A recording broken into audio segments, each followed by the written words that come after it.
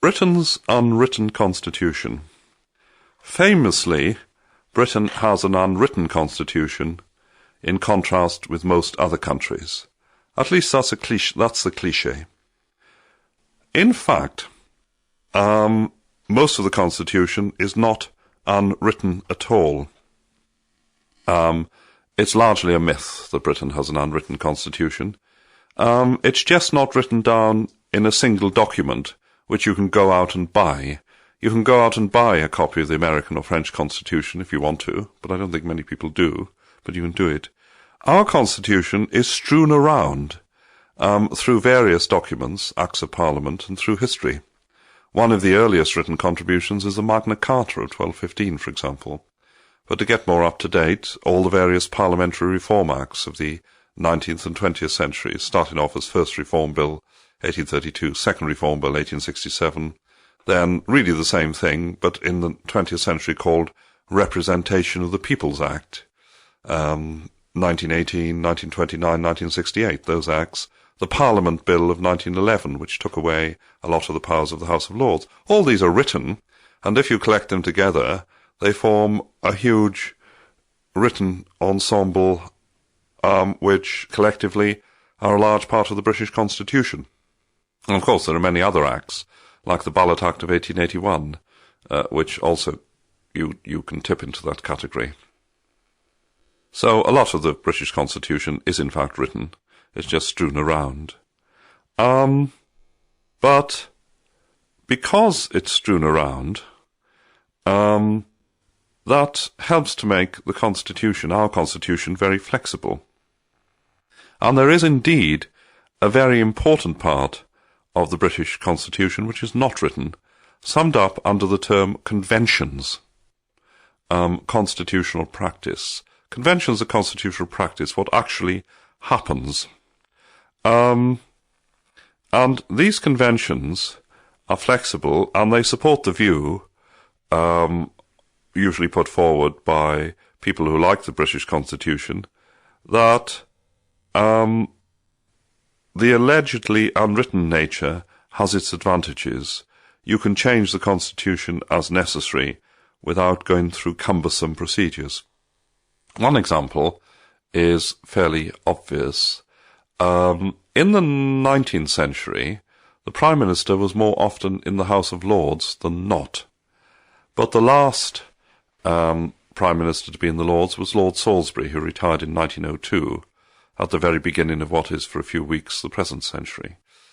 A few weeks still. And since then, no Prime Minister has been in the Lords. Two candidates were rejected, among other reasons, because they were Lords, Curzon in 23 and Halifax in 1940. It wasn't the only reason. In 1963, a peer did become Prime Minister, Douglas Hume, but he had to renounce his peerage, which you could legally do by then. You couldn't in 1924, and seek a common seat.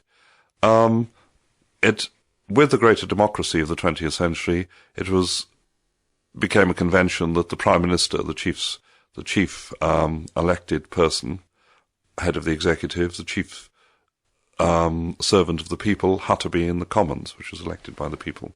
But there is still in fact no law, no constitutional rule that the Prime Minister has to be in the Commons. The Prime Minister could still be in the Lords, or the Prime Minister need not be in either House. Sir Alec Douglas Hume, in fact, was for several weeks in 63 Prime Minister without being either a member of the Lords or Commons. What about the present reform of the House of Lords, you may ask? Well, that's not relevant to what I'm saying at the moment. I'm talking about practice up to now. But I'll come back to the Lords reform soon. However, conventions also have to exist, or do exist, in countries which have written constitutions. They have to adapt their constitutions to change in circumstances, just as we do. The American Constitution's a good example. How do they do it? Well, you could change the Constitution itself, but that's a very cumbersome process, because naturally constitution laws and input are not to be changed lightly if they're in the Constitution itself. So how do they adapt? Well, partly by getting the Supreme Court to interpret general, simple 18th century clauses of the Constitution rather liberally to bring them up to date, and partly simply by using conventions themselves. Conventions exist in the US Congress about how to get about things.